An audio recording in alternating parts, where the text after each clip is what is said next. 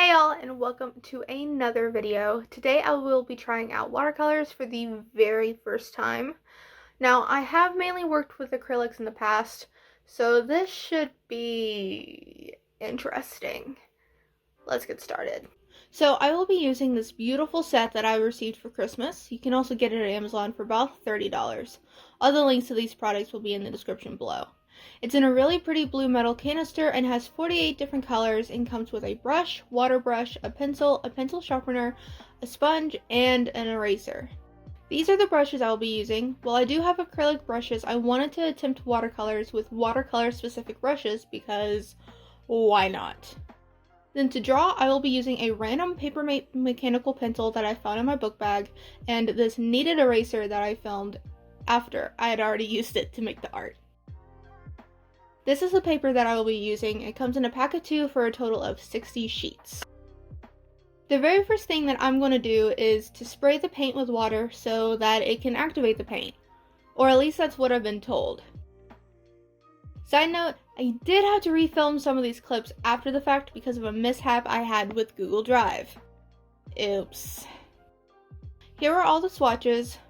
While it does come with an actual swatch paper thing, I had to refilm this clip, so I improvised. I really liked some of these colors. The browns went down kind of poopy, like they looked like the color of poop, but they did lighten up when they dried. The fluorescents, I was actually really surprised with them. They're very fluorescent. The metallics could have been better, but honestly, they're not bad for a $30 watercolor set. Here are the original swatches that I did.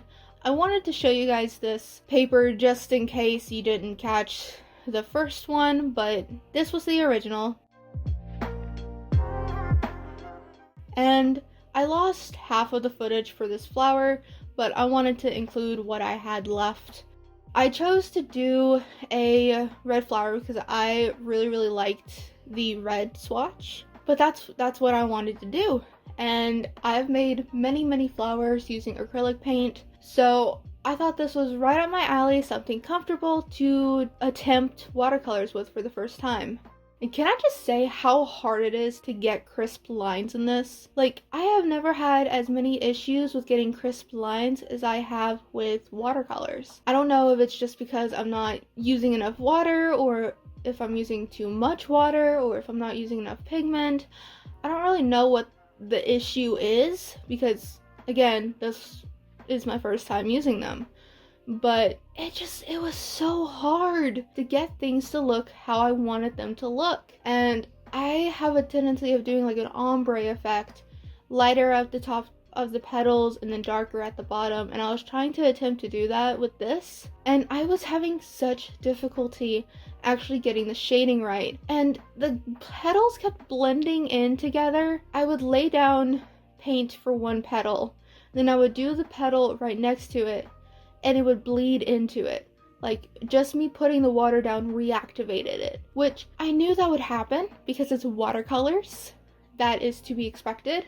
Watercolor paints are reactivated with, you guessed it, water. So I wasn't really surprised when that happened. It just was annoying because I come from the world of acrylic paints, which dry really quickly, and when they're dried, you can't fix them because acrylics are like painting with plastic, and watercolor paints are most definitely not plastic.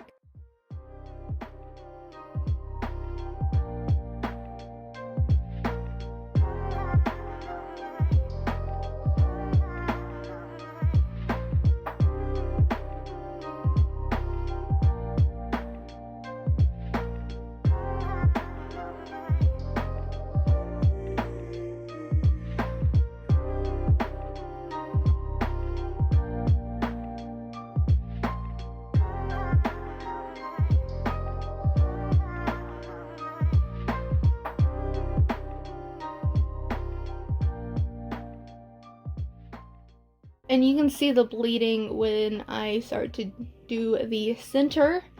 I wanted a yellow center, so I used 2 different shades of like a yellow orange to do the center. And after I saw the bleeding when I first laid the water down, I just started painting from the center out just to try to mitigate all the leakage. I don't know if it really worked, but for my first attempt of watercolors, I would say this came out really, really good. I am actually really, really proud of it. That has to mean something.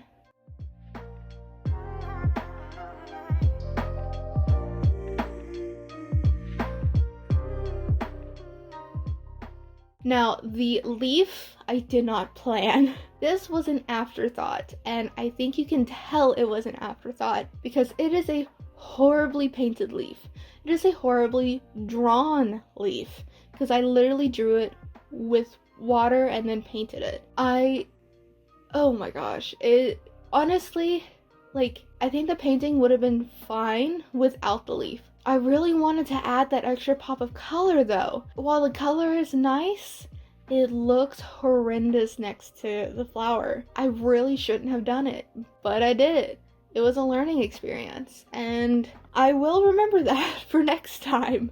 But yeah, don't do a free-handed leaf as an afterthought. That was my mistake. Please don't make it. You will regret it, just like how I did. And here I am just writing in the date with one of the smaller brushes that came in the set. I actually wrote the date for the second one using the small brush that came in the actual paint set.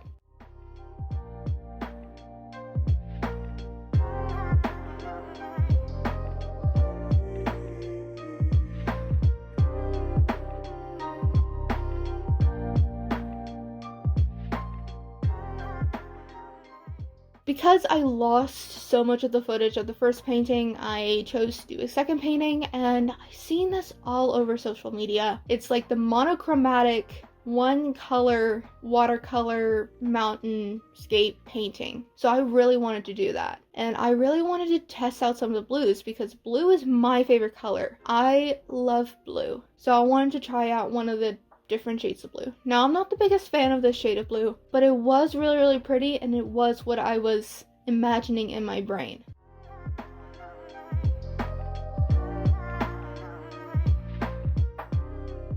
One of the biggest issues I kept running into when I was doing the background was that I was laying down the water and it was drying out so quickly before I could lay down the pigment that it just, you can just tell when the paper is starting to dry out when I try to lay down the water because it doesn't lay down correctly like how the rest of it did. So it looks splotchy.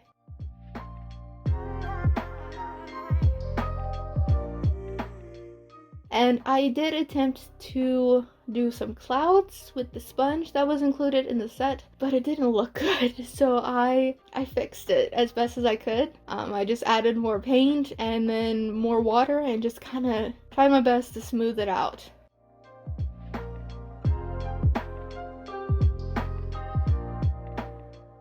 And here I am going in with the actual mountains. I have never done this before. I didn't know what I was doing. I went in this completely blind. The only thing I'd ever seen was what has been posted on social media. But I didn't draw this out beforehand. I didn't sketch it out. I just kind of freehanded it. And freehanding is risky. I freehanded that leaf and that did not go well. And now I'm freehanding mountains and it was terrifying.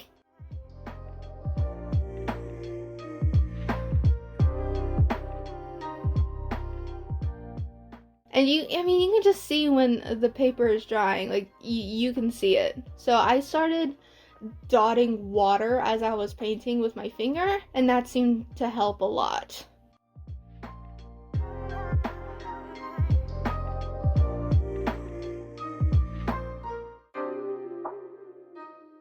I will say this paint does dry really, really quickly, and I think that's just because it's water with a little bit of pigment. So now I'm going in with the second layer of mountains. My main understanding of this type of painting is that you just kind of layer mountains on top of mountains and increase the opacity with each one. But I ran into the issue, which you can see much more clearly later on, was that each layer started just kind of blending together. As I laid down each layer, the layer below it was getting reactivated. So it just ended up meshing together, and it was really, really hard to tell the difference between the different mountain ranges. So I ended up outlining it with paint, like each individual mountain range, which definitely helped point out the differences between them, like which ones were which, so that they didn't blend in. I hope I'm making some sort of sense, but I don't know how well it worked.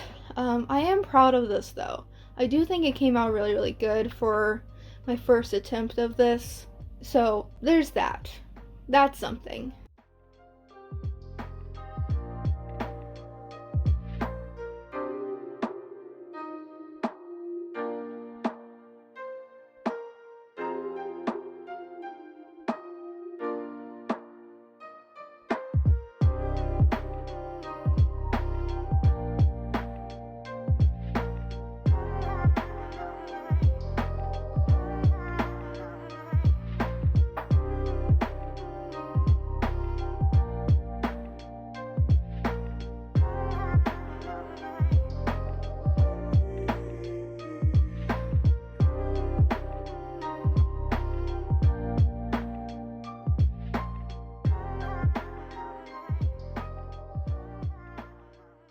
Here you can see a lot more clearly the outline that I did.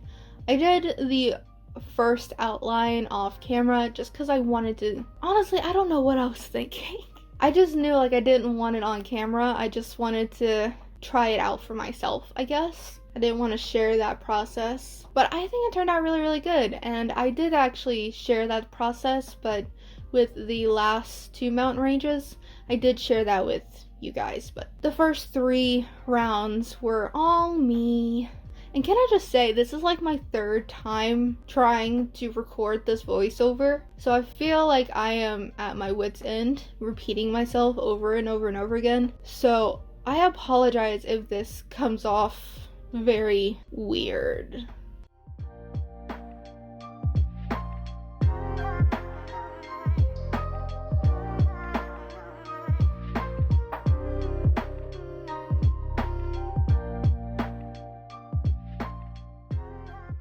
And here I am outlining, so this is basically all I did with the other ones. It just helps define them a little bit better. And I saw that there was like this weird spot that didn't get painted, I guess because there's too much water or something that thinned out the pigment. So I tried to fix it. I don't know if it actually worked, but I did try my best to fix it.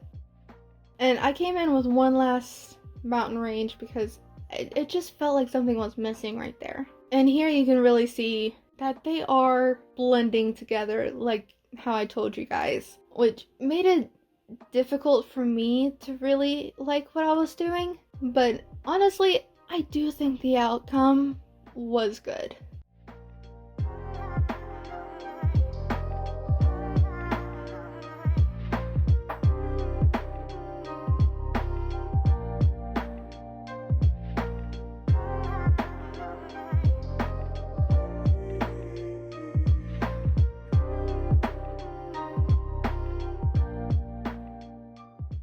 And there it is. There is the final product. Now all I have to do is remove the painter's tape. I just used like regular old Scotch blue painter's tape. It worked really, really well with this paper. I was so scared that it was going to rip the paper because I've heard horror stories with this type of tape, and I'm so glad that didn't happen. And it was also like extremely satisfying to just watch this tape peel up. The reason why I did such a large border around is because these drawing pads or painting pads, whatever you want to call them, they come in a 9x12, and I really wanted this painting to be a 5x7, so I just put painter's tape around.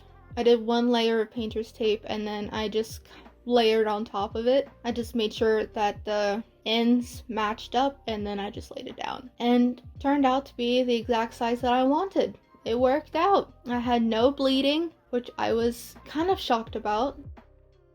And here is the official final product of that mountain range painting, which I am really, really proud of it. Here's a better close-up shot of it. You can see some places where there is more pigment than water, but overall for my second painting ever, I think it turned out really, really good. This is all that I've done for this video. Thank you guys so much for watching. Please like and subscribe if you haven't already, and I will see you all next week.